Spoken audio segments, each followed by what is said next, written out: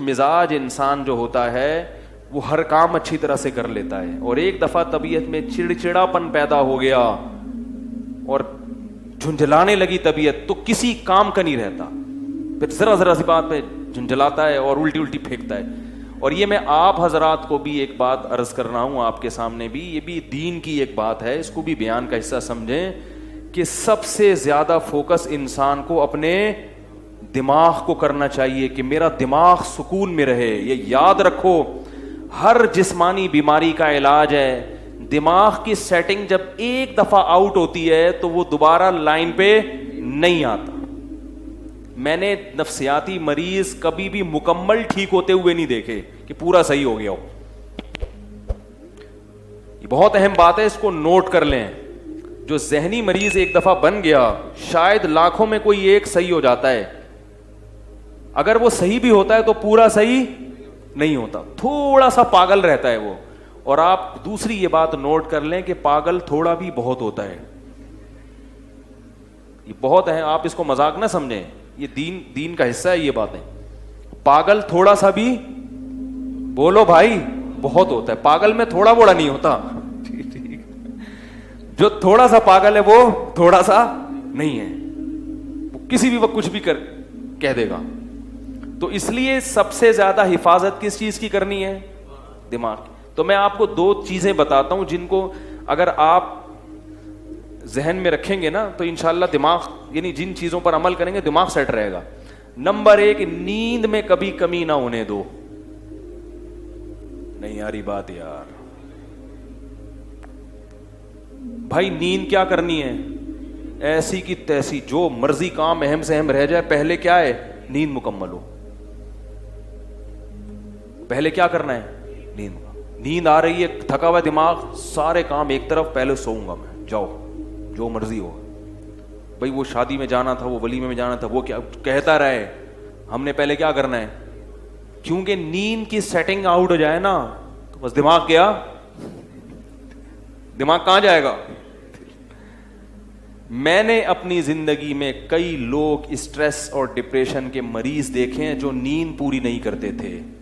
نیند اتنی صحت کے لیے ضروری ہے کہ روٹی اور پانی اتنا ضروری نہیں ہے.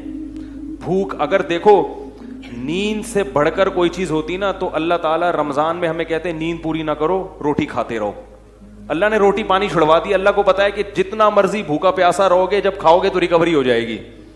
کوئی 3 دن بھی بھوکا پیاسا رہے نا, جسم کو کوئی نقصان نہیں ہے, جب کھائے گا تو دوبارہ فٹ فاٹ ویسے کا ویسا ہی ہو جائے گا. لوگ ایک ہفتہ بھی بھوکا پیاسا رہتے ہیں, کوئی بیماری پیدا نہیں ہوتی. کمزوری ہوتی ہے وقتی, جب کھائیں گے پیئیں گے دوبارہ فریش ہو جائیں گے. دیکھو نا رمضان میں سارا دن بھوکا پیاسا رہتے ہیں, جیسے ہی افطاری کا وقت آتا ہے 2 پکوڑے گئے پیٹ میں اور کمر ایک دم فٹ فاٹ سیدھی ایسے پریڈ کرتے ہوئے نماز کے لیے آ رہے ہوتے ہیں. تو وہ رات کو نہ بھی کھائیں نا, صبح کھائیں گے تو یہ ایسے ہی ہو جائیں گے. بیمار ہوتا ہے, بھوکا رہنے سے بیمار نہیں ہوتا. لوگ کھانے کو فوکس کرتے ہیں صحت میں, نیند کو فوکس نہیں کرتے. اللہ کرے یہ بات کسی طرح دماغ میں اتر جائے, کیونکہ اس کا ہمارے دین سے بڑا گہرا تعلق ہے. آپ کا دماغ سیٹ نہیں ہوگا, آپ نہ اللہ کے حقوق ادا کرو گے نہ بندوں کے حقوق. کیونکہ جو آدمی ڈپریشن کا مریض ہوتا ہے نا, وہ گھر میں بھی چک چک پک پک لگا کے رکھتا ہے, خود بھی ڈپریشن میں آئے گا اور بیوی بچوں کو بھی ڈپریشن میں ڈال دے گا. بد اخلاق, نبی صلی اللہ علیہ وسلم نے کیا فرمایا, قیامت کے دن سب سے زیادہ میرے قریب وہ ہوگا جس کے اخلاق سب سے اچھے ہوں گے. تو اخلاق کے اچھے ہونے کے لیے چیمبر کا صحیح ہونا ضروری ہے. ٹھیک ہے نا.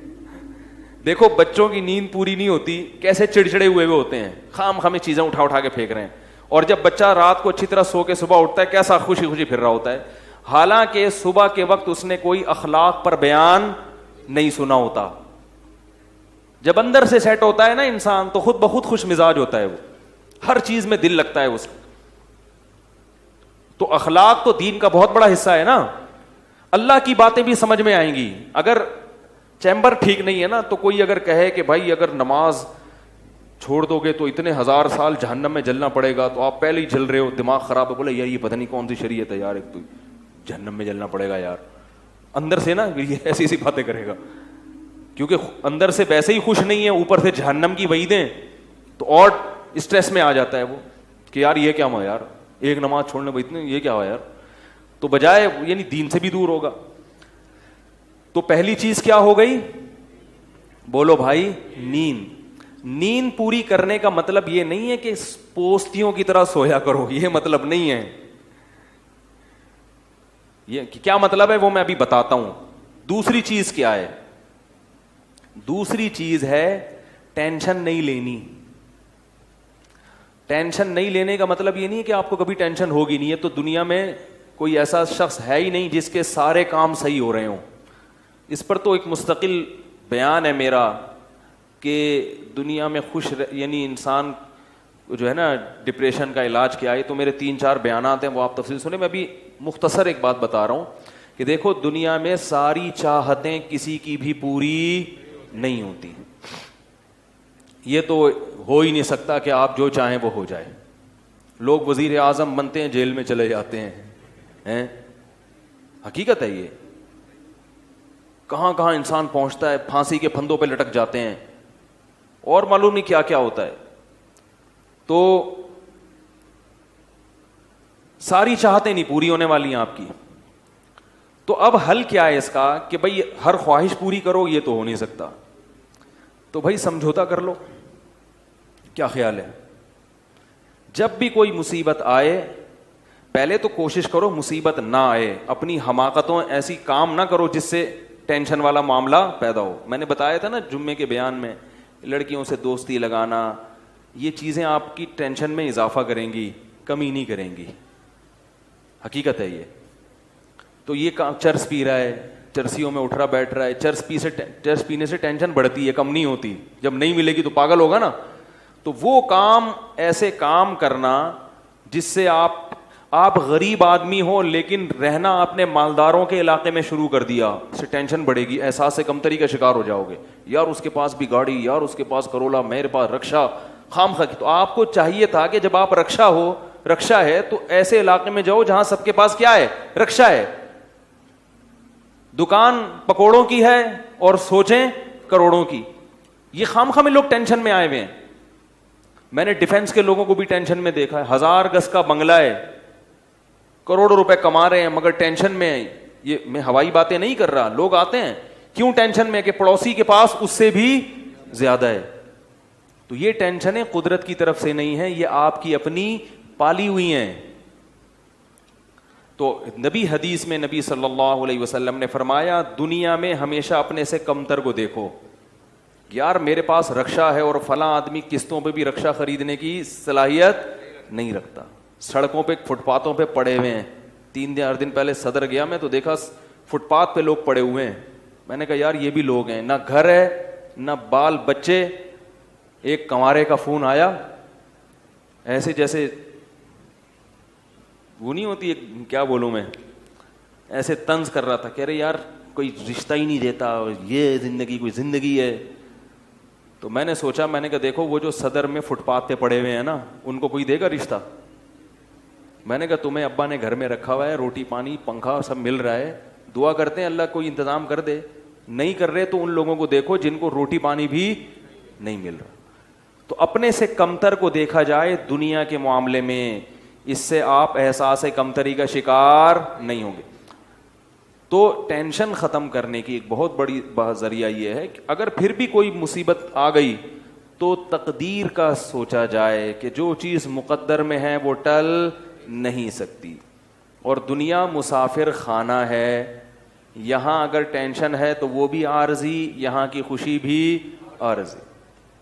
ایک آدمی کے بچے بچھڑ گئے, طلاق ہوئی میاں بیوی میں, بیوی بچوں کو لے گئے فرار. اب وہ میرے پاس آیا, ایسے بیچارہ, ظاہر ہے بچے تو یاد آتے ہیں, ایسے اس کی حالت خراب, اسٹریس. تو میں نے کہا کیس کرو عدالت میں. کہہ رہے عدالت میں کیس سے کوئی فائدہ نہیں ہے, نہیں ملیں گے بچے.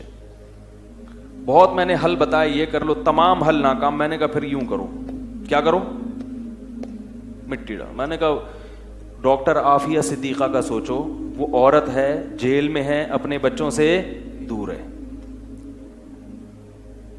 مزید اولاد بھی نہیں ہو سکتے اس کے. تو میں نے کہا تمہارا اگر تمہیں جیل میں ڈال دیا جائے نا ابھی تو تم کہو گے چلو بچے نہ ملیں لیکن جیل سے تو باہر آؤں, یہی سوچو گے نا. اس کا سوچو کہ وہ ایک عورت ذات ہے, کئی سالوں سے جیل کے اندر پڑی ہوئی ہے, اور عورت کے لیے بچوں سے جدائی وہ بہت زیادہ مشکل ہے, مرد تو برداشت کر لیتا ہے. تو میں نے کہا اب جو چیز بس میں نہیں ہے اس پہ غم کرنا فضول, مٹی ڈالو ایسے اور شادی کرو اور مزید نئے بچے پیدا کرو. جب ادھر دوسری اولاد آئے گی تو ادھر سے ذہن آپ کا ہٹ جائے گا. کہتا ہے لوگ تانے دیں گے بچوں کو بھول گیا. میں نے کہا لوگوں کے پاس فالتو ٹائم بہت ہے, ٹھیک ہے نا, وہ تانے دیتے رہیں گے, لوگوں کے تانوں کی پرواہ مت. جب ایک چیز آپ کے بس میں نہیں ہے تو اس پہ سوچنا کیسا. یہ بھی ایک بہت بڑا نسخہ ہے سکون کا کہ جو چیز آپ کے اختیار میں نہیں ہے اس کے بارے میں سوچنا بند کر دو. دیکھو نوح علیہ الصلاۃ والسلام اپنے بیٹے کی ساری زندگی تربیت کرتے رہے مگر وہ کافر نکلا. آخری وقت میں نوح علیہ السلام کو اپنے بیٹے پر کتنا پیار آیا کہ میری کشتی میں سوار ہو جا. بیٹا کہتا ہے سآوی الی جبل یعصمنی من الماء, میں پہاڑ پہ چڑھ جاؤں گا جو مجھے پانی سے بچا لے گا. پیغمبر کو اپنی اولاد سے بہت محبت ہوتی ہے, بہت زیادہ ہے, جیسے یعقوب علیہ السلام کو تھی نا اپنے بیٹے سے. کتنا درد ہوگا اس وقت نوح علیہ السلام کے دل میں, کیسے تڑپ رہے ہوں گے. لیکن بیٹا باز نہ آیا. وحال بینہم الموج فکان من المغرقین, ایک موج آئی اور اس کو غرق کر دیا. نوح علیہ السلام نے اللہ سے دعا مانگی ان ابنی من اہلی, اے اللہ میرا بیٹا میرے اہل و عیال میں سے ہے, تو نے تو وعدہ کیا تھا تو میرے اہل و عیال کا خیال کرے گا. اللہ نے کیا فرمایا انہ لیس من اہلک, یہ تیرے اہل میں سے نہیں ہے, اس کا عمل ٹھیک نہیں ہے. فلا تسألنی ما لیس لک بہ علم, دوبارہ یہ سوال مجھ سے مت کرنا. اب یہ نہیں کہ نوح علیہ السلام بیٹھ گئے یار یہ کیا ہو گیا اور اب سوچیں یہ تو بڑھ گئے. بس نوح علیہ السلام نے فوراً استغفار کیا, اعوذ بک ان اسألک ما لیس لی بہ علم, اے اللہ میں تجھ سے پناہ مانگتا ہوں ایسی چیز کی, میں تجھ سے ایسا سوال کروں جس کی دلیل میرے پاس نہیں. بس بھول گئے. اب یہ تھوڑی کہ روتے رہیں بیٹھ کے, بھئی جو چیز بس میں نہیں ہے چھوڑ دو. تو ہم بہت ساری چیزوں کی ٹینشن لیتے ہیں جو ہمارے اختیار میں نہیں ہے. پیٹرول مہنگا ہو رہا ہے, بیٹھ کے خام خام میں پریشان ہے. بھائی تم سے پوچھ کے تھوڑی مہنگا ہوا ہے. غم کرنے سے اگر وہ سستا ہو جائے تو رو. میرے پاس تھی Kawasaki G T O, Kawasaki G T O 125. آپ کو پتا ہے کیا بائک تھی وہ, ہم نے بھی بڑے شوق پالے ہیں ایک زمانے میں. میں اس میں پیٹرول ٹھیک ٹھاک ڈلتا تھا. اب جب پیٹرول مہنگا ہوتا تو سب سے زیادہ متاثر میں ہوتا تھا اس سے. 50 والوں کو کچھ نہیں ہوتا تھا. تو میں ایک دفعہ پیٹرول پمپ گیا, میں نے پیٹرول ڈلوایا اس میں, تو اس نے کہا وہ 5 روپے پر لیٹر بڑھ گیا ہے. مجھے بڑا غصہ آیا. میں نے ساتھ والے سے کہا, میں نے کہا یار یہ کیا مذاق ہے یار, ہر تھوڑے دن کے بعد 5 روپے بڑھ رہا ہے, تو آپ کو غصہ نہیں آیا؟ اس نے کہا صرف میرے لیے تھوڑی بڑھ رہا ہے, پوری قوم کے لیے بڑھ رہا ہے نا. تو مجھے اس کی بات بڑی اچھی لگی. اس نے کہا میرے اکیلے کے لیے بڑھے تو مجھے غصہ آئے, سب کے لیے بڑھ رہا ہے تو چلو ٹھیک ہے. اس دن کے بعد سے اب تک پیٹرول بڑھنے پر مجھے غصہ نہیں آیا. میں یہی کہتا ہوں یار مجھے ٹینشن لینے سے کیا ملے گا. 100 روپے لیٹر بڑھ جائے, زیادہ زیادہ یہ ہوگا, بہت زیادہ بڑھے گا تو گاڑی بیچ دو. بھائی نہیں ہمارے کنٹرول سے باہر ہو گئی ہے, گاڑی بیچ دو, دوبارہ آ جاؤ, ٹیکسی پہ آ جاؤ, پھر بھی ہے تو پھر رکشے پہ آ جاؤ, پھر چنچی پہ آ جاؤ, پھر پیدل ہو جاؤ. جو چیز اختیار میں نہیں ہے اس کی ٹینشن لینا حماقت ہے. بات آ رہی ہے سمجھ میں؟ اسی طرح یاد رکھو اولاد کی تربیت کا معاملہ ہے. ہمارے ہاں جو لوگ نئے نئے دیندار بنتے ہیں یا پرانے بھی, وہ چاہتے ہیں میرا گھر 100% خلفائے راشدین جیسا بن جائے, جبکہ بیگم پہ کنٹرول نہیں ہوتا, وہ الگ سمت میں جا رہی ہوتی ہے. اب آپ نے ڈنڈا چلانا شروع کر دیا, بچے باغی ہونا شروع, وہ بجائے دین پہ آنے کے ابا کو مکھنچو سمجھنا شروع کر دیتے ہیں اور بغاوت پھیلتی ہے. تو بھائی آپ اعتدال سے تربیت کی کوشش کرو, ہو گئی ٹھیک ہے, نہیں ہوئی ہم سے نہیں سوال ہوگا, ہم جو کر سکتے تھے ہم نے کر لیا. تو ہم نے نا بہت ساری چیزیں, یہ ہو رہا ہے معاشرے میں غلط, یہ ہو رہا ہے, وہ والے وہ جماعت کیوں آ گئی, وہ جماعت کیوں آ گئی, وہ فلاں فرقہ کیوں بڑھ رہا ہے, یہ والے کیوں کم ہو رہے ہیں, وہ زور سے آمین کیوں کہہ رہے ہیں, وہ آہستہ آمین کیوں کہہ رہے ہیں, ٹھیک ہے نا, وہ رفع الیدین کیوں کر رہا ہے, وہ رفع الیدین کیوں نہیں کر رہا. میرا ایک اصول ہے, میں جب کسی ٹاپک پر بیان کرتا ہوں تو مجھے جب بھی کوئی ایسے اختلافی مسائل پر بیان ہوتا ہے نا, تو اکثر لوگوں کے پھر واٹس ایپ پہ میسج آنا شروع ہوتے ہیں, آپ نے جو یہ بیان کیا اس میں یہ والی بات, حالانکہ اس بات کا جواب اس میں موجود ہوتا ہے. تو میں پھر مزید جواب نہیں دیتا, میں کہتا ہوں پورا بیان سنیں. وہ پھر جواب بھیجتے ہیں کہ ہم نے پورا بیان سنا ہے. میں کہتا ہوں دوبارہ سنیں. کہتا ہے سنا تو ہے, مجھے جواب نہیں ملا, جبکہ مجھے پتا ہوتا ہے جواب اس میں ہے. میں کہتا ہوں پھر تیسری بار دوبارہ سنیں, کیونکہ اس سے زیادہ کہ ہم مکلف نہیں. اب یہی تھوڑی کہ ایک ہی چیز کو لے کے پھر وہی سوال وہی جواب وہی سوال وہی جواب. پبلک کے پاس تو ٹائم ہے, وہ تو کرتے رہیں گے اور آپ کی صلاحیتیں بیکار ضائع ہوتی رہیں گی.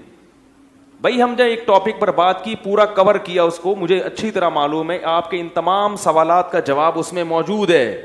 اب بار بار سوال کرو گے تو ہم نئے سرے سے جواب دے کے ٹائم ضائع. یہ ٹینشن ہے خامخواہ کی کیوں پالیں؟ ٹینشن پتہ ہے کیا ہوتی ہے؟ ٹینشن یہ ہوتی ہے کہ یار اتنی تفصیل سے میں نے بیان کیا پھر بھی لوگوں کی سمجھ میں نہیں آ رہا, ہائے یہ کیا یار, یہ کیا. اس سے آپ خامخواہ میں آپ کے سر کے بال غائب ہوتے رہیں گے. تو ہم یہی کہیں گے, اے اللہ ہم سے جو ہو سکا تھا ہم نے کر دیا. اب سمجھ میں آنا سمجھانا کس کے بس میں ہے؟ اللہ کے بس. نبی کی بات سب کی سمجھ میں نہیں آئی, اور اللہ تعالیٰ نے نبی کو کتنی تسلی دی ہیں قرآن میں. نبی کو بار بار کہا کہ آپ جو سمجھا رہے ہیں پھر بھی یہ نہیں سمجھ رہے تو ٹینشن نہ لیں. کیوں؟ نبی کو اگر زیادہ ٹینشن ہوگی تو کام کون کرے گا؟ قرآن میں سینکڑوں آیتیں ہیں جو صرف تسلی پر مبنی ہیں, جن میں نبی کو کیا دی جا رہی ہے؟ تسلی. لعلک باخع نفسک علی آثارہم, کہیں ایسا نہ ہو کہ ان کی ہدایت کے پیچھے آپ کی جان ہی ہلاک ہو جائے, یعنی غم سے. کیونکہ نبی صلی اللہ علیہ وسلم حیران ہوتے تھے کہ ان کو میں نے معجزے بھی دکھا دیے, اور میں نے بتایا کہ یہ بت ہیں جن جو نہ سن سکتے ہیں, نہ دیکھ سکتے ہیں, نہ بول سکتے ہیں, ہر طرح سے سمجھا دیا, ٹھیک ہے. اور میری 40 سالہ زندگی بھی انہوں نے دیکھی کہ زندگی میں کبھی میں نے جھوٹ نہیں بولا, امین اور صادق مشہور ہوں. اور یہ پیغمبروں کا انتظار بھی کر رہے تھے کہ ایک نبی آنے والا ہے. سب چیزیں ہو گئیں پھر بھی نہیں مان رہے, تو ٹینشن تو ہوتی ہے نا. تو قرآن نبی کو کیا کہہ رہا ہے کہ مزید ٹینشن لیں؟ نہ قرآن ٹینشن کیا کر رہا ہے؟ کام. نہ ٹینشن نہ لیں, ٹینشن نہ لیں. انت علیہم بمسیطر, آپ ان پر نگہبان نہیں ہیں, داروغہ نہیں ہیں, گن پوائنٹ پہ نہیں لائیں گے آپ کسی کو, آپ سے سوال نہیں ہوگا. آپ بلغ ما ارسل الیک من رب انزل الیک من ربک, آپ کا کام ہے پہنچانا. یہاں تک کہ اپنے سگے چچا ایمان نہیں لے کر آ رہے, جنہوں نے آپ کو پالا بچپن سے. چلو وہ تو دشمن تھے, وہ ایمان نہ لائیں تو انسان صبر کرتا ہے, یہ تو دشمن ہے. اپنے سگے چچا جنہوں نے بچپن میں پالا, کفالت کی آپ کی, 3 سال رسول اللہ صلی اللہ علیہ وسلم کا بائیکاٹ کیا ہے قریش نے, کھانا پینا بند کر دیا, شعب ابی طالب کی گھاٹی میں بند کر دیا بنی ہاشم کو, کہ ان کا 3 سال تک کوئی لنک نہیں ہوگا ان سے, تاکہ یہ رجوع کریں اپنے دین سے. ابو طالب بھی آپ صلی اللہ علیہ وسلم کے ساتھ اس گھاٹی میں بند ہوئے, ایمان نہیں لائے مگر اپنے بھتیجے کا ساتھ دیا. اتنے اچھے چچا لیکن ایمان نہیں لائے. کیسا نبی کا دل کڑتا ہوگا کہ نہیں ہوگا؟ موت کے وقت آ کے نبی نے کہا کہ ایک دفعہ کلمہ پڑھ لیں تاکہ قیامت کے دن آپ کی بخشش کر سکوں, سفارش کر سکوں, آپ کی اللہ سے بخشش کی دعا کر سکوں. کیسا دل مچلتا ہوگا نا. ابو طالب کو خیال آیا کلمہ پڑھنے کا. قریش کے جو سردار تھے انہوں نے ابو طالب کو دیکھنا شروع کر دیا کہ کلمہ, کتنا غصہ آیا ہوگا نبی کو ان سرداروں پہ کہ میرا چچا جس نے میری اتنی کفالت کی, مجھ سے اتنی محبت کی, آج وہ میرے سامنے جہنم کی آگ میں داخل ہو رہا ہے اور یہ کمبخت کھڑے ہوئے اس کو ورغلا رہے ہیں. ابو طالب نے چند اشعار کہے کہ اگر مجھے یہ ڈر نہ ہوتا کہ عرب کہیں گے کہ ساری زندگی اسلام نہیں لایا, موت کے وقت موت کے ڈر سے باپ دادا کا دین چھوڑ گیا, یہ ڈر نہ ہوتا تو آئے محمد آج میں تیری آنکھیں کلمہ پڑھ کے ٹھنڈی کر دیتا. لیکن اس کو انہوں نے غیرت کا مسئلہ بنا لیا کہ میں مروں گا تو سردار کہیں گے کہ یہ ایک زبان والا نہیں ہے. زبان تبدیل کر لی انہوں نے. کرنا تھا تو پہلے ہی مان لاتا نا, اب کیوں؟ اور وَلَقَدْ عَلِمْتُ بِأَنَّ دِينَ مُحَمَّدٍ مِّن خَيْرِ أَدْيَانِ الْبَرِيَّةِ كُلِّهَا, مجھے یقین ہے کہ محمد جو میرا بھتیجا دین لے کر آیا ہے تمام دنیا کے دینوں میں سب سے افضل ہے. لولا الحذار لولا الملامت او حذار مسبت, اگر ملامت کا خوف یا لوگوں کے برے بھلے کہنے کا خوف نہ ہوتا تو آج میں اپنے بھتیجے کی آنکھیں ٹھنڈی کر دیتا. کیسا دل کڑا ہوگا میرے بھائی, کیسا, جس کو جہنم کی آگ کا یقین ہے اور ان کو معلوم ہے کہ میرا چچا جہنم کی آگ میں داخل ہونے والا ہے, کیسا تڑپ رہے ہوں گے. اور ابو طالب کی آنکھیں بند ہو گئیں. نبی صلی اللہ علیہ وسلم اتنے غم زدہ ہوئے, اللہ نے پھر کیا دی؟ تسلی کی آیتیں کہ ٹینشن نہ لو. یہ میں آپ کو کیوں واقعات سنا رہا ہوں کہ جب اتنے بڑے بڑے غم کے واقعات میں اللہ ٹینشن لینے کو پسند نہیں کر رہے, تو ہماری چھوٹی چھوٹی, اس کی پکوڑے کی دکان چل گئی, میری دکان بند ہو گئی, اس کو سواری مل گئی ہے بھائی رکشے میں, مجھے سواری نہیں ملی, ان چیزوں میں ٹینشن لینے کا کیا مطلب؟ بہت مشکل ہے یار, کیا کریں یار. ہماری ٹینشن یہی ہوتی ہے نا یار, سیٹنگ وہاں چل رہی تھی, ابا نے رشتہ وہاں طے کر دیا. یہ کوئی ٹینشن کی چیز ہے؟ ٹینشن تو وہ ہے جو نبی کو ہوئی تھی, یہی ٹینشن ہے آج کل. تو نبی کو کس قدر غم ہوا ہوگا, غیرت بھی ہے نبی میں, حیا بھی ہے, محبت بھی ہے, لیکن اللہ کیا کہہ رہے ہیں؟ ٹینشن نہ لیں. کیوں؟ وہی اصول جو میں نے آپ کو بیان کیا کہ جو چیز اختیار میں نہیں ہے اس پر ٹینشن نہیں لینی چاہیے. انک لا تہدی, یہ آیتیں نازل ہوئیں, من احببت ولکن اللہ یہدی من یشاء, اے محمد جس سے آپ محبت کرتے ہیں اس کو ہدایت دینے کے مالک نہیں ہے. محبت الگ چیز ہے, ہدایت ہمارے ہاتھ میں ہے, آپ کے ہاتھ میں نہیں ہے. اب اگر نبی اسی غم کو لے کے بیٹھے رہتے تو کہاں سے دعوت اور تبلیغ کا کام ہوتا؟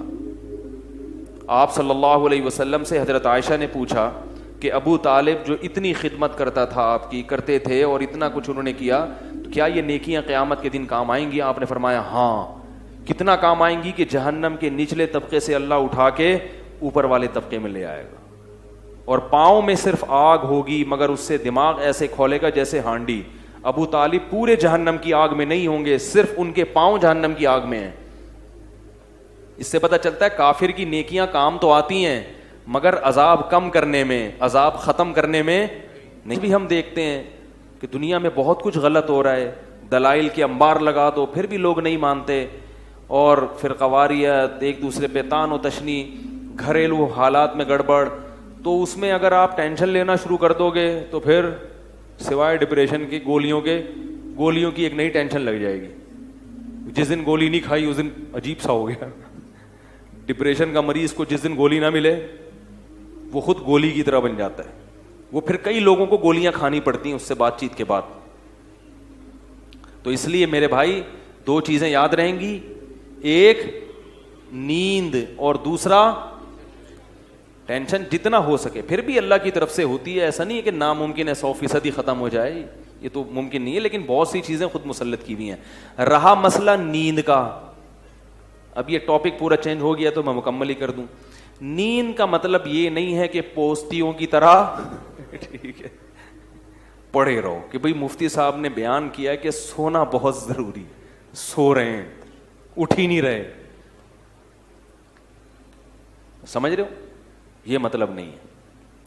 جیسے کھانا اس وقت فائدے مند دے گا جب بھوک لگ رہی ہے, اور اتنا کھانا فائدے مند دے گا جتنی بھوک ہے. زیادہ کھاؤ گے تو طاقت اور توانائی نہیں آئے گی, پھٹو گے. جیسے کہ لوگ پھٹ رہے ہیں, فلاں ایک دھماکے کے ساتھ پھٹ گئے, خبریں آتی رہتی ہیں, بیٹھے بیٹھے پھٹ گئے, رگیں پھٹ رہی ہیں نا. تو نیند کا مطلب یہ ہے کہ گہری نیند حاصل کی جائے, چاہے وہ تھوڑی دیر کی ہو. سمجھ رہے ہو؟ اب اس پہ باقاعدہ ٹائم لینڈر والے نا ایک سلیپ مینجمنٹ کرواتے ہیں, وہ میں نے کی بھی ہے سلیپ مینجمنٹ کی, اگرچہ میرا بھی اس پر پورا عمل ہے نہیں, لیکن بہرحال کی بھی ہے وہ میں نے. تو سلیپ مینجمنٹ ایک وہ کر لیں تو اچھا ہے ٹائم لینڈر والوں کے پاس جا کے, ورنہ اس کا خلاصہ یہ ہے کہ آپ رات کو جلدی سوئیں اور صبح جلدی اٹھیں. سمجھ رہے ہو؟ رات کی جو تھوڑی نیند ہے وہ دن کی زیادہ نیند سے بہتر ہے. ایک کام تو یہ. دوسرا, دن میں لازمی سوئیں. یہ جو صبح سے لے کے رات تک کا وقت ہے یہ بہت لمبا ہوتا ہے. لوگ اس دوران سوتے نہیں ہیں, اس لیے ہر وقت تھکے تھکے سے رہتے ہیں. ابھی دیکھو میں کتنا فریش لگ رہا ہوں, آپ کو نہیں لگ رہا؟ کیونکہ میں دوپہر کو سویا ہوں. دوپہر کو آپ اگر سو جاؤ, آپ رات 12, 1, 2, 3 بجے تک فریش رہو گے, فٹ فاٹ, ایسا دماغ سیٹ رہے گا آپ کا. تو قیلولہ جو ہے نبی صلی اللہ علیہ وسلم نے فرمایا قیلوا فإن الشیطان لا تقیل, قیلولہ کرو, شیطان قیلولہ نہیں کرتا. اب غیر مسلموں نے بھی یہ شروع کر دیا ہے قیلولہ. چائنا میں پوری قوم دوپہر کو سونے لگی ہے. تو دوپہر کو لازمی سونا ہے. اب لوگ یہ کہتے ہیں ایکچولی ہمارے مسائل گئے, بولو میں سوؤں گا, جاؤ جو مرضی کرنا ہے. آفس میں اگر سونے کا ٹائم نہیں ملتا, مسجد میں نماز پڑھو تھوڑی دیر کے لیے, وہیں لیٹ جاؤ, اور موبائل بند کر دو. لوگوں سے کہو چپ کر کے تھوڑی دیر رہنا, چپ بھی کر دیا کرو. ہر وقت کیا کر رہے ہو آپ؟ سونے کے لیٹ ہو گے نا, اور بھائی دوسرا دوست آ جائے گا, وہ بھی آپ کے ساتھ ہے سونے کے لیے, پھر گپ شپ شروع کر دے گا. بولے گا یار تھوڑی دیر سونے دو, آنکھ بند ہونے دو, اٹھ کے تسلی سے باتیں کریں گے. آفس کا ٹائم ہے نا, باتیں کرنے کے لیے تو ہے. مسئلہ یہ ہوتا ہے کہ سونے کے لیے لیٹتے ہیں تو باتیں کر رہے ہیں. تو بھائی بات, موبائل بند. شیطان کہے گا کوئی ایمرجنسی کال نہ آ جائے. بولو اس سے زیادہ ایمرجنسی میرے لیے کچھ بھی نہیں ہے کہ مجھے اس وقت کیا کرنا ہے, سونا ہے. دوپہر کو آدھا گھنٹہ 1 گھنٹہ, یعنی اس پر نہیں ہے کہ دورانیہ کتنا لمبا ہو, اس پر ہونا چاہیے کہ نیند چاہے 10 منٹ کی گہری نیند کی علامت ہے خواب آنا شروع ہو جائے. کوئی خواب آ گیا نا تو سمجھو کہ گہری نیند ہے. تو گہری نیند ہونی چاہیے, تھوڑی دیر کی ہو لیکن نیند گہری ہو, اس سے بالکل فریش ہو جاؤ گے آپ. اور رات کا بھی ایسا ہی ہے کہ جب لیٹے ہو, اچھا یہ لوگ کہتے ہیں کہ ہم لیٹتے ہیں تو نیند نہیں آتی, تو جب ایک روٹین ہوگی نا سونے جاگنے کی تو پھر نیند آنا انشاءاللہ شروع ہو جائے گی. نیند ایک عجیب چیز ہے کہ جب آپ کی روٹین ہونا تو پھر روٹین پہ تو چند دن پرابلم ہوگی.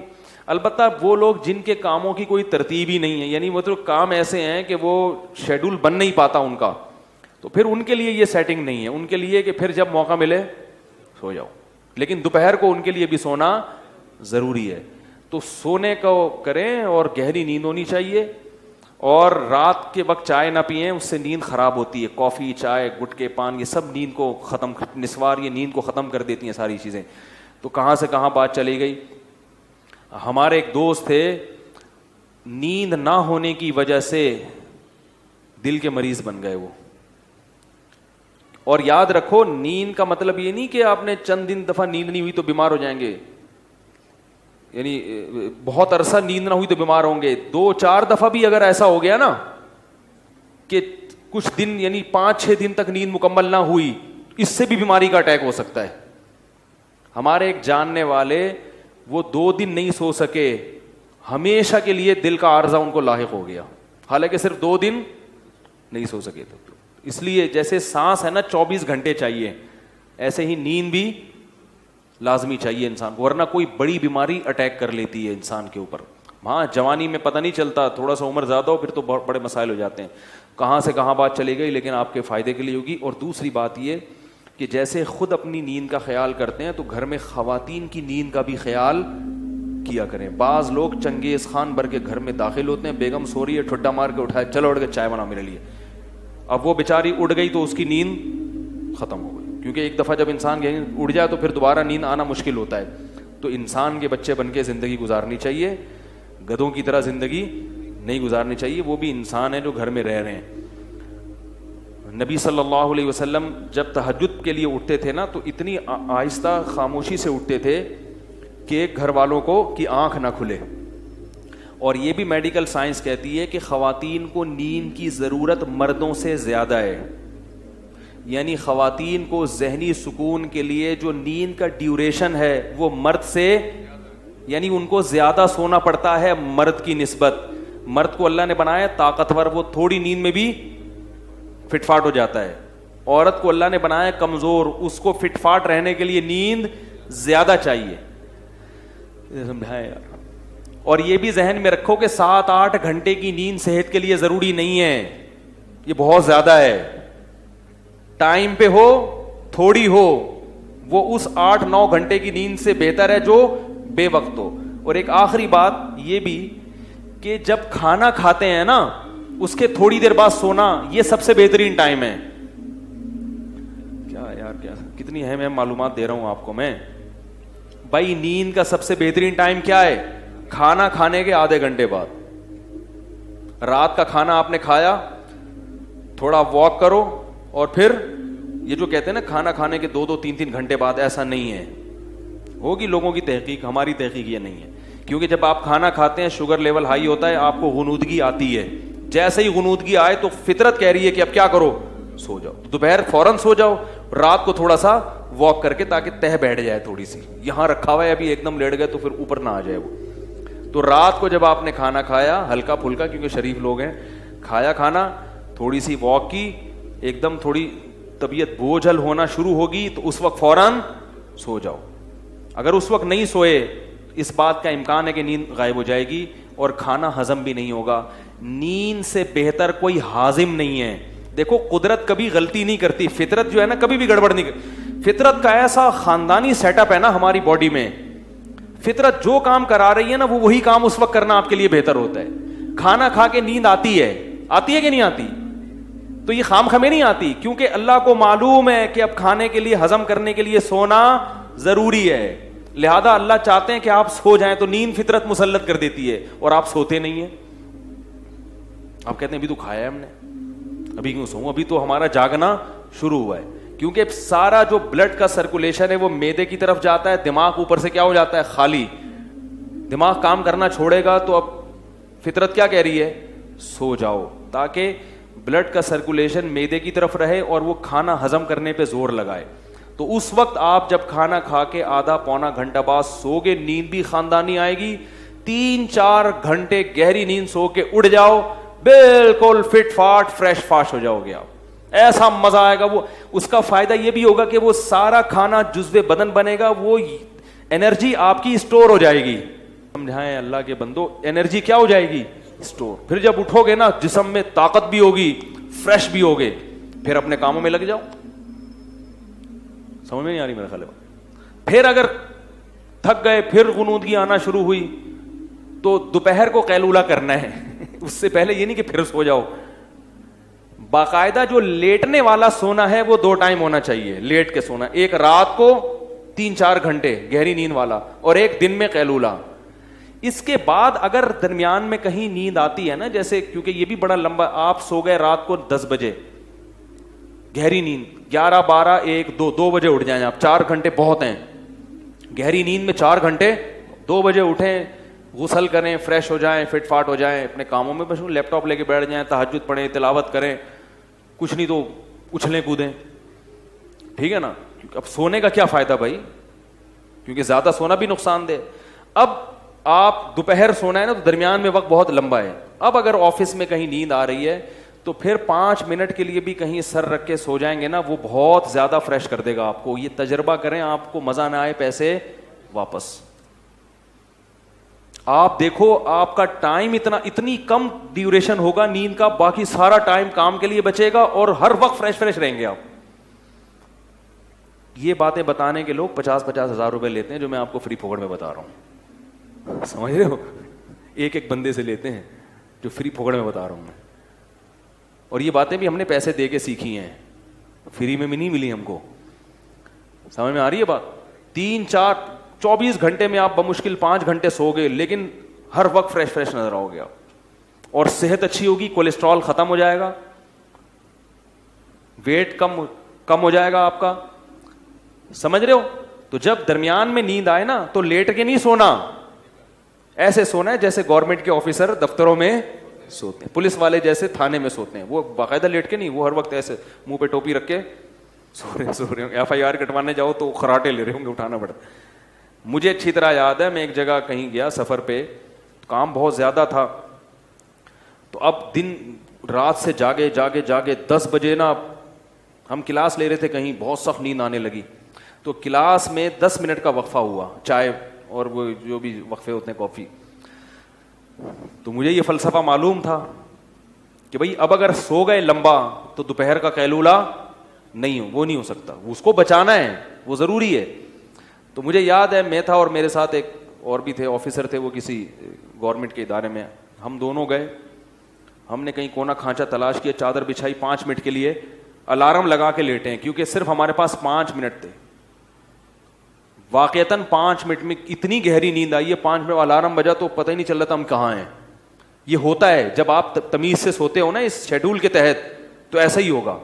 ابھی کیا لیٹے ہوئے ہیں, کروٹیں بدل رہے ہیں, نیند ہی نہیں آ رہی, کوئی شیڈول ہی نہیں ہے. تو 5 منٹ سوئے ہیں, اس کے بعد وضو کیا, آ کے بیٹھے, اتنے فریش کہ بالکل فٹ فاٹ. تو یہ بہت اہم چیز ہے. اس سے کیا آپ کے چیمبر کیا رہے گا, چیمبر صحیح کام کرے گا. کیونکہ جیسے نیند صحت کے لیے ضروری ہے, غیر ضروری نیند صحت کے لیے نقصان دہ بھی ہے. دماغ موٹا ہو جاتا ہے, جو زیادہ سوتے ہیں نا وہ ذہین نہیں ہوتے, نظر کمزور ہو جاتی ہے ان کی, کولیسٹرول بڑھنے لگتا ہے جسم میں. جو بے وقت سوتے ہیں ان کو شوگر کی بیماری پیدا ہوتی ہے. سمجھ میں نہیں آ رہی یار کیا کر, بے وقت سونے سے کون سی بیماری پیدا ہوتی ہے؟ کیونکہ آخری بات, ہر بات آخری کہہ کے آخری چلا رہا ہوں, ٹاپک تو مکمل ہو نا. دیکھو آپ نے دیکھا ہوگا مرغیاں غروب آفتاب ہوتے ہی ڈڑبوں کے اندر گھستی ہیں, اور جیسے ہی صبح کا سورج طلوع ہوتا ہے مرغا پہلے اٹھتا ہے کیونکہ وہ نر ہے, اس کو کم نیند چاہیے نا. آدمیوں کو نیند کم چاہیے ہوتی ہے, لیڈیز کو زیادہ. تو مرغا پہلے اٹھ کے اذانیں دینا شروع کر دیتا ہے, بھائی میں اٹھ گیا ہوں, ڈیوٹی دینا شروع اس نے. تبھی حدیث میں آتا ہے مرغے کو برا بھلا مت کہو, یؤذن للصلاۃ, وہ نماز کے لیے جگاتا ہے. کیسے اللہ نے اس کی شیڈو, وہ شکر ہے ہمارے ہتھے, ہماری ٹریننگ میں آتا نا تو مرغا 11 بجے سو کے اٹھ رہا ہوتا. ٹھیک ہے, اور مرغیاں 1:45 بجے, کیونکہ وہ لیڈیز ہیں.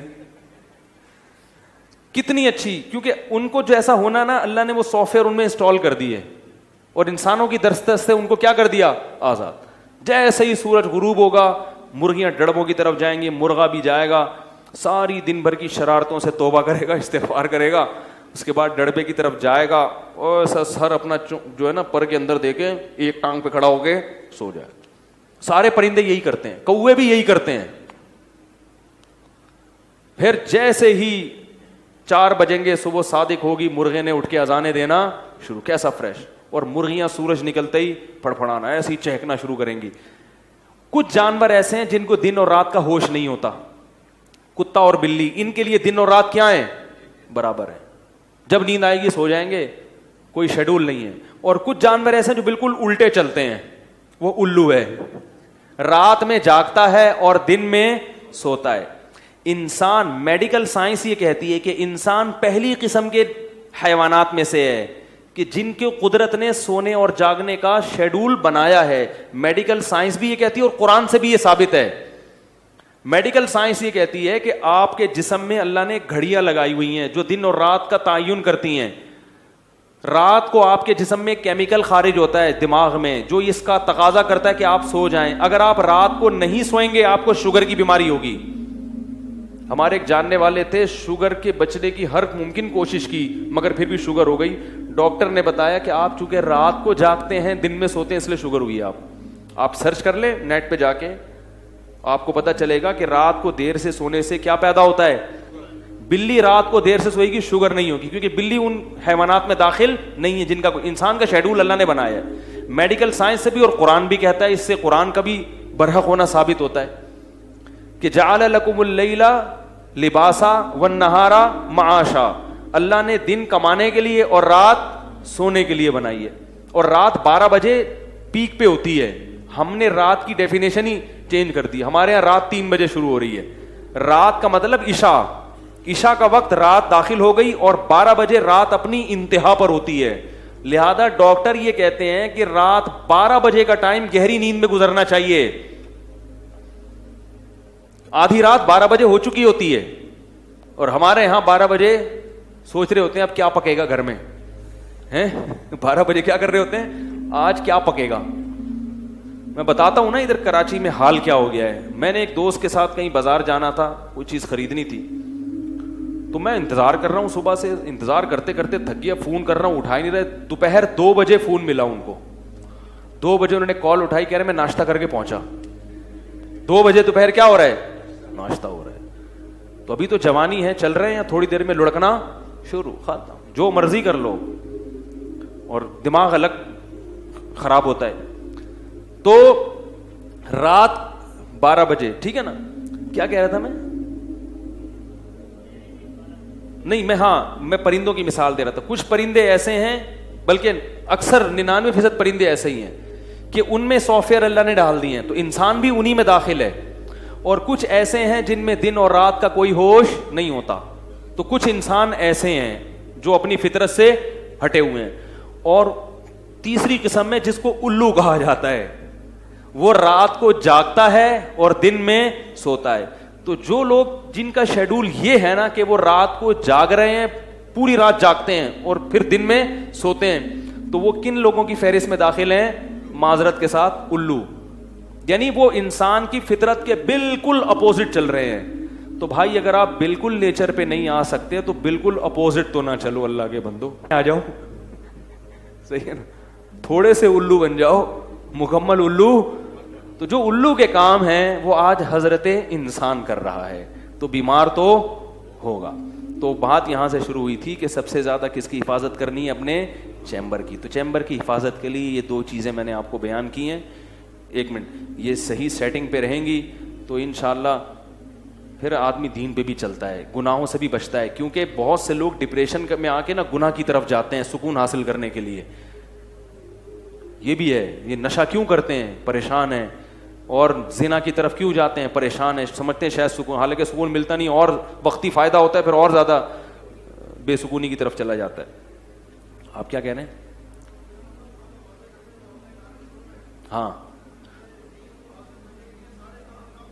ہاں نماز نہ چھوڑیں. ہاں ایسا نہ ہو کہ دین کے لیے نماز بھی چھوڑ دیں, نماز اپنے ٹائم پہ پڑھنی پڑے گی. ہاں یہ بہت اچھا انہوں نے لقمہ دے دیا کہ سارے اہم کام کا اور ایسا بھی نہیں کیونکہ مر رہا ہے تو بھی آپ نے کہا میں چونکہ سو رہا ہوں. مفتی صاحب ابا کو اٹیک ہو گیا, آپ کہہ رہے ہیں مفتی صاحب نے کہا تھا کہ ایسا, یہ ہر بات کا مطلب سمجھنا چاہیے, سمجھ رہے ہو, ابا کو اٹیک ہو گیا وہ یوں پڑے ہوئے, آپ کہہ رہے ہیں مفتی صاحب نے بولا تھا کچھ بھی ہو جائے میں تو سوؤں گا. تو بھائی وہ تو پھر کرنا ہے نا جا کے. نماز کے بعد کھڑے ہو کر دعا مانگنا کیسا ہے, ثابت نہیں ہے, باقی کوئی مانگنا چاہے تو. کیا بسم اللہ الرحمن الرحیم کی 786 لکھا جا سکتا ہے؟ خلاف سنت ہے, بسم اللہ پوری لکھنی چاہیے. درخت لگانے کے حوالے سے آپ نے مختصراً بات کرنی تھی, درخت لگاؤ مہم. ہاں بھائی دیکھو یہ جو درخت لگے ہوئے ہیں نا آج کل, اس کا کیا نام ہے, یہ جو درخت لگے ہوئے ہیں,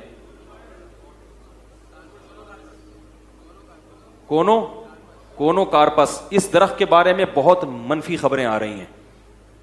ایک صاحب نے کہا کہ میں نے ابھی یہ درخت اپنے گھر کے سامنے سے کٹایا ہے تو سانس بحال ہوا ہے ان کا. مجھے نہیں پتا, کوئی ممکن ہے اس کے متضاد خبریں بھی آ رہی ہیں. بعض کہہ رہے ہیں نہیں یہ ایسا نہیں ہے, یہ درخت کوئی نقصان دہ نہیں ہے, بعض کہہ رہے ہیں نقصان دہ, لیکن جو مشکوک چیز ہے اس کو چھوڑ دینا چاہیے. تو اس لیے میری رائے یہ ہے کہ جب ایک چیز میں شبہ پیدا ہو گیا, اتنے اچھے اچھے درخت ہیں ان کو لگاؤ نا, اس کو کاٹ دیں. میں نے بھی مسجد والوں سے کہا ہے کہ یہ درخت جو مسجد میں لگے ہوئے ہیں ان کو کٹوا دیں. درخت سب سے بہتر جو فضا کے لیے ہے وہ ہے نیم کا درخت. تو نیم کا درخت زیادہ سے زیادہ لگائیں, ہوا کے لیے, فضا کے لیے. نیم کے درخت سے بہتر کوئی درخت نہیں. سفیدے کا جو درخت ہے وہ بھی نقصان دہ ہے. سفیدے کا درخت ٹنوں پانی زمین سے نکال کے ہوا میں پھینک دیتا ہے. زمین میں میٹھا پانی ویسے ہی کم ہے, اور اتنے درخت سفیدے کے لگا دیے پنجاب میں, جگہ جگہ لگے ہوئے ہیں. تو کیا کر رہے, کہیں سیم زدہ زمین ہو تو سمجھ میں آتا ہے. عام زمینوں میں سفیدے کا درخت بولو بھائی نہیں لگانا چاہیے. وہ زمین کے پانی کو کھینچ کے ہوا میں بھی نمی پیدا کر رہا ہے, اور جو ہے نا وہ پانی بھی. اور یہ والا جو درخت لگا ہوا ہے نا پورے کراچی میں, یہ تو ویسے ہی نقصان دہ ہے, اور اگر نقصان دہ نہیں بھی ہو تو مشکوک ہے بہرحال. تو اس لیے یہ درخت کاٹیں, جس کے گھر کے سامنے کاٹ دے, اور اس کے بجائے کیا لگائے, نیم کے درخت کے اتنے فائدے ہیں کہ ہمارے ایک دوست نے بتایا کہ سانس کا مرض تھا ایک صاحب کو, علاج کرا کرا کے تھک گئے. کسی بڑے حکیم صاحب نے کہا کہ نیم کے جھنڈ میں 2 گھنٹے بیٹھ کے سانس لیا کرو. ایسی جگہ جاؤ جہاں چاروں طرف کیا لگے ہوئے ہوں, نیم کے درخت, وہاں بیٹھو 2 گھنٹے لمبے لمبے سانس لو. انہوں نے کیا, چند دنوں میں ان کا وہ سانس کا مسئلہ ٹھیک ہو گیا. تو نیم کی جو ہوا ہے صحت کے لیے بہت مفید ہے. نیم کے بارے میں سنا ہے کہ رات کو بھی آکسیجن پھینکتا ہے, واللہ عالم. یعنی دن میں تو سارے پھینکتے ہی ہیں, اب یہ کسی نے پھینکی ہو تو ایک الگ بات ہے, لیکن بہرحال سنا ہے واللہ عالم. جو چیز یقینی نہیں ہوتی تو میں پہلے بتا دیتا ہوں کہ بھائی سنا ہے واللہ عالم. لیکن بہرحال نیم کا درخت صحت کے لیے, نیم کے پتے صحت کے لیے اچھے, نیم کی ڈنڈی صحت کے لیے اچھی, مسواک نیم سے بہتر کوئی نہیں ہے, سمجھ رہے ہو. اور درخت لگانے کی اسلام میں فضیلت کتنی ہے. نبی صلی اللہ علیہ وسلم نے فرمایا, جس نے کوئی درخت لگایا جب تک پرندے اس سے کھاتے رہیں گے, اس سے فائدہ اٹھاتے رہیں گے, قبر میں اس کو صدقے کا ثواب ملتا رہے گا. کوئی اس کے نیچے سایہ کرے گا, کوئی بیمار اس کی ہوا سے ٹھیک ہوگا, کوئی گرمی کی شدت میں اس کے نیچے آ کے بیٹھے گا, تو ثواب کس کو ملے گا؟ اللہ کے خزانوں میں کمی نہیں ہے. اتنا فائدہ ہے درخت لگانے کا, تو بھر بھر کے لگائیں درخت. یہ والا کاٹیں اور اس کی بجائے نیم کا لگائیں, یا نیم کے علاوہ ناریل لگا لو. ناریل کا درخت سالانہ 20,000 کما کے دیتا ہے, سمجھ رہے ہو. اس کے پتے بھی بکتے ہیں اور اس کی اور وہ نہیں گندگی نہیں کرتا, ورنہ عام درخت جب لگتے ہیں نا تو وہ بہت پتے ادھر ادھر گرتے ہیں اس کے. تو ناریل ہے, کھجور کا درخت ہے, یہ درخت لگاؤ. لوگ ڈرتے ہیں ناریل کا درخت لگا دیا تو ناریل کھائے گا کون, مجھے تو ملیں گے نہیں. تو کوئی بات نہیں, جس کو ملیں گے وہ کھا لے گا, آپ کو ثواب مل جائے گا نا. تو ناریل کا لگائیں, کھجور کا درخت لگائیں. حدیث میں کھجور کے درخت کی بڑی فضیلت ہے. نبی نے فرمایا کھجور کا درخت, روایت کا مفہوم پیش کر رہا ہوں, ہر چیز کھجور کی استعمال میں آتی ہے انسان کی, سمجھ رہے ہو. تو یہ درخت لگائیں زیادہ سے زیادہ.